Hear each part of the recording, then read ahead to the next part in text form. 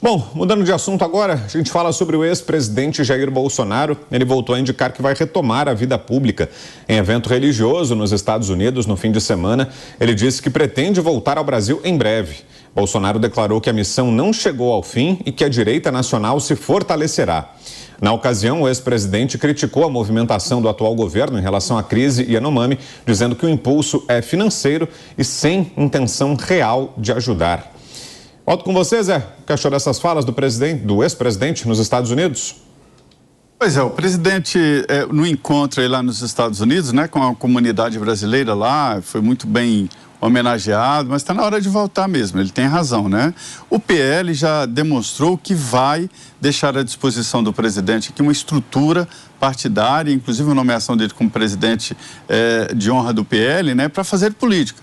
Tem que voltar a fazer política e manter esse grupo unido, né? Já existem aí várias pessoas querendo minar e tal, mas a presença de Jair Bolsonaro no comando da oposição será muito importante. É preciso comandar esse grupo aí para que ele não disperse. Como diria o Tancredo, não vamos nos dispersar, né?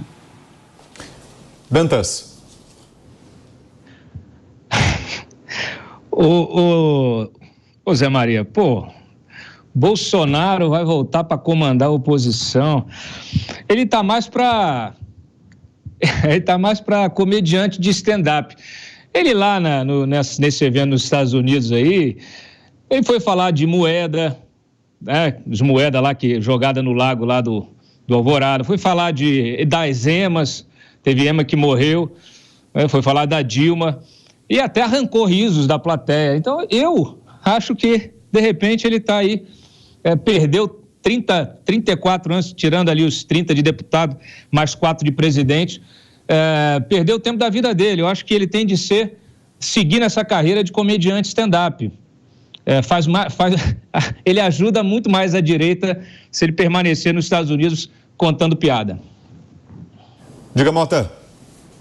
Olha, nada é mais poderoso do que uma liderança legítima. Liderança não se compra, não se fabrica, não se falsifica. Essa é uma lição que muitos políticos brasileiros já deveriam ter aprendido, né? A liderança política, ela envolve sempre uma combinação de mais ou menos 3 elementos. Primeiro, as características pessoais, né, de cada um do político. Segundo, são as ideias que ele comunica. E terceiro, é o momento histórico, as circunstâncias do país. E desde 2014, o que a gente observou foi que aconteceu no Brasil um renascimento do interesse do cidadão pela política. Eu acompanhei esse processo de perto, fiz parte desse processo. Esse renascimento, ele foi inspirado por pessoas e eventos que fizeram que o cidadão brasileiro voltasse a acreditar que é possível uma política com menos corrupção e mais seriedade. O presidente Bolsonaro, ele foi ao mesmo tempo consequência desse movimento e uma de suas principais lideranças. Isso é um fato, isso aconteceu. Quem presenciou o que aconteceu na história do Brasil nesses últimos 4 anos, observou isso. Há muito tempo que o Brasil estava contaminado e ainda está por uma espécie de esquerdismo estrutural, né? Tem um pensador que descreve muito bem isso, o progressismo estrutural. É uma hegemonia que o pensamento de esquerda conquistou em praticamente todas as áreas da sociedade, na cultura, no ensino, na segurança pública, em todo lugar o pensamento de esquerda reinava absoluto. E a partir de 2014, isso começou a mudar. Pela primeira vez em muito tempo, surgiram vozes, surgiram pensadores, surgiram intelectuais, jornalistas, apresentando uma outra forma de pensar a política e a sociedade, né? Uma forma, às vezes, conservadora, às vezes liberal, mas tudo que a gente chama de direita. E uma das consequências disso a conexão desse pensamento, dessa nova forma de pensar com os valores da maioria dos brasileiros foi tão grande que em 2018 o Brasil elegeu pela primeira vez em muitas décadas um presidente que não era de esquerda. A minha aposta é que esse fenômeno não vai desaparecer tão cedo. Boa, valeu, Mota. A gente já segue, já vou te passar para ver. Antes, Zé tá chamando, diga lá, Zé. É só para dizer o seguinte, a gente não pode deixar que o ódio feche os olhos e nos faça fazer comentários ridículos, porque polêmica em cima de polêmica e ironia diante de tanta gente olhando para o presidente, é só você ir onde o presidente Jair Bolsonaro vai para você entender que ele chama a atenção, ele é um líder. Não é comédia. O que ele fez aí foi uma palestra inclusive paga, né? E tem uma quantidade muito grande de pessoas. Ele hoje é o grande líder. O Lula ganhou a eleição por menos de 1% dos votos. Né? É muito pouca a diferença, as pessoas saíram de casa, talvez inclusive você votou nele, né? Então ele é o grande líder da oposição, sim. Se houver alguma mudança no futuro e existe a possibilidade, porque política é assim, Dantas, para você ter uma ideia, a frase de que no fundo do poço da política tem uma mola, no fundo do poço. E ele não chegou ao fundo do poço, então ele tem todas as condições, sim, de liderar a oposição. Até quando? Não sei, porque a política, ela tem uma lógica própria que independe dos nossos jeitos, né? O Lula é a prova do que você está falando, o fundo do poço tem uma mola. A minha crítica aqui, ela é a seguinte, precisa ser exercitado pelo eleitor, e eu tento abrir os olhos do eleitor todo dia, é que ele enxergue o político como um empregado e não como um ídolo, não como um mito, não como Jesus, não como, sei lá, o Lula já se comparou a todos os seres, até uma ideia. Empregado da oposição. Ele não se permite ser questionado, só concluindo aqui. Então é o seguinte, quer dizer, o Bolsonaro, faço aqui, eu assino embaixo do que o Mota falou em relação ao despertar da direita, só que a direita não pode estar refém de uma liderança política que não se mostrou à altura do cargo que ocupou. Porque se o Lula está de volta ao poder, a responsabilidade disso é de um sujeito chamado Jair Bolsonaro. Quem foi que colocou um petista na PGR? Fui eu? Não. Quem foi que colocou um ministro que foi indicado num consórcio entre MDB, PT e PP lá no Supremo? Fui eu? Não. Então é o seguinte, quem é que te transformou o pacote anticrime num pacote pró-crime? Quem foi que abriu as pernas no início do seu governo, tendo saído das urnas com um apoio popular recorde? E por causa de um filho que estava lá acuado com investigações no Ministério Público do Rio, permitiu que se destruísse todos os avanços institucionais que foram alcançados pela Lava Jato, com erros, com acertos, com tudo. Foi por causa da fragilidade, de uma falta de visão administrativa, de uma incapacidade política, que o Bolsonaro entregou o seu governo no colo dos caciques do Centrão. E aí a gente precisa discutir, ter uma discussão muito mais ampla, que é o seguinte: por que a gente continua nesse buraco? Por que o Brasil continua do buraco? É uma questão cultural. A gente precisa mudar a cultura do país. Isso passa por um processo de instrução política que nós, jornalistas, temos uma responsabilidade enorme. Eu não estou aqui para endossar tese de ninguém. Eu estou aqui para exercer a minha crítica de forma contundente, mas fundamentada. Então, assim, hoje o poder está emanando da onde? Do comando dos partidos, que passaram a ser repositórios de bilhões de reais dos recursos públicos. Esses partidos são controlados por caciques que têm o poder de dizer quem vai ser eleito na eleição, porque ele tem o poder de dizer para onde vai o recurso do fundo eleitoral, que é nosso. Então, esses caciques, eles dizem quem vai ser eleito, Eles formam a bancada, e essa bancada, inclusive cheia delas, várias delas repletas de influenciadores que não entendem cacete nenhum de política, que não estão preparados para o exercício político, que exercem a política de forma aloprada nas redes sociais, esses meninos que são ingênuos, acabam sendo triturados pela falta de preparo, são triturados pela política profissional. Então, os políticos profissionais... Os políticos profissionais todos perderam. O partido que tinha o maior fundo era o PSL, União Brasil, não ganhou a presidência da República. Os políticos profissionais não ganharam três eleições.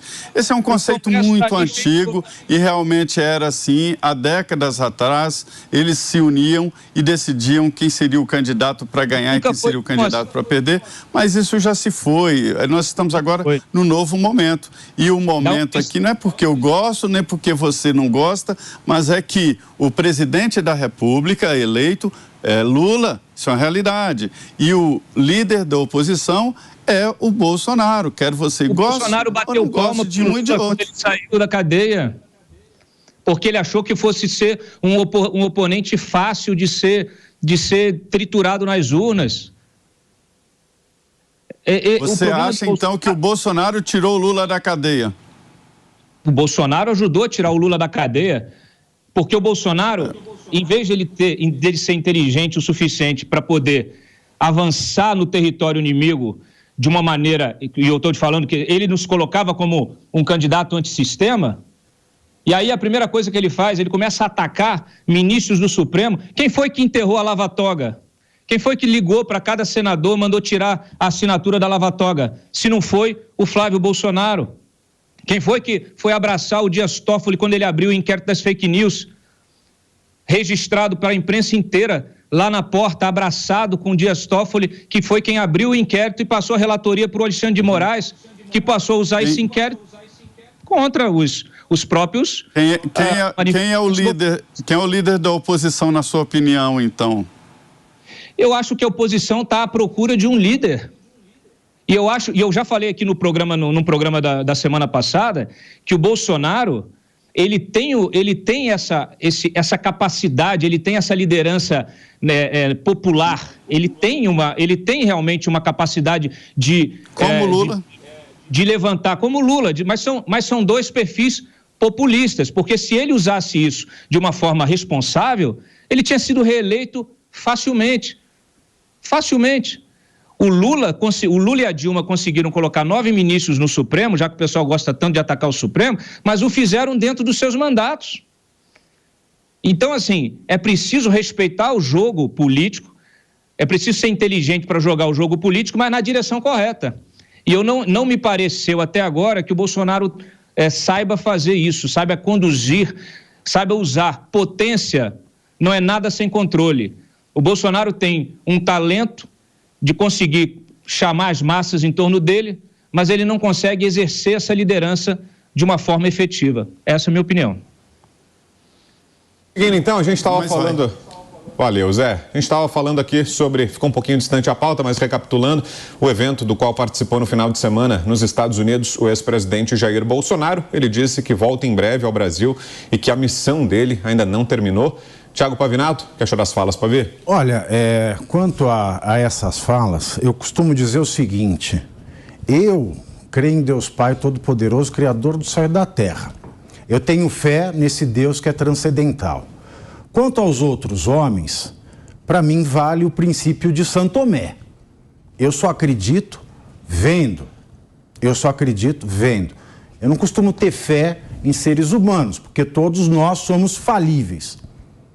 Acredito que aquilo que diferencia o pensamento, a filosofia, que orienta a prática política de quem se volta para as questões de mercado, para a pauta liberal e até mesmo para a pauta conservadora, o que nos move é a ação para além do discurso. Se o discurso condiz com a ação, ok. Se não tem discurso um discurso é infeliz, mas a ação é boa, ok. Agora, o que não pode acontecer comigo é eu cair na esparrela progressista de aplaudir um discurso sem ação.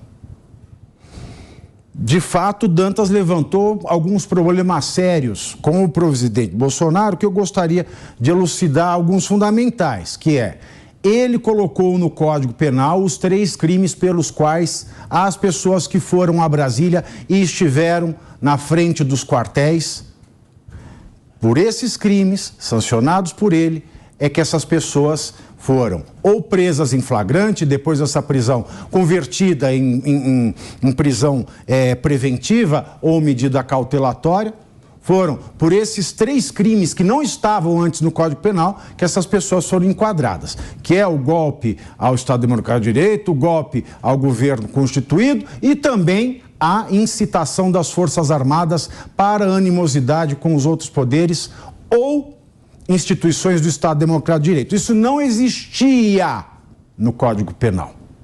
Então, ele criou os tipos penais que colocaram na persecução penal a maioria das pessoas enquadradas nesses atos, que são as pessoas que não quebraram nada diretamente, mas que estiveram na frente dos quartéis e que simplesmente foram até Brasília e fizeram aquela massa independentemente de praticar o crime de vandalismo ou associação criminosa. Isso é um fato. Não dá para negar. É um fato. Está lá, a assinatura, o nome dele. Segundo, eu lembro de uma música, vou ser bem popular aqui, do Duca e Dalvan. É uma dupla sertaneja antiga, eles têm uma música que chamava Passos de Areia. A dupla cantava que sonhou com Nosso Senhor e que olhava as cenas da vida e tinha 4 passos na areia, né? Os 2 da pessoa da música e os outros 2 passos de Jesus, e ele ficava revoltado porque nos momentos difíceis ele só via 2 passos na areia e não mais 4. Bom, aí Jesus responde para a personagem da música que a pessoa era um ingrato porque naquele momento difícil Jesus carregava o personagem no colo. Bom, nós passamos por um dos momentos mais tenebrosos da democracia e ninguém carregou esse povo no colo. Eu me preocupo com o povo, eu me preocupo com ações.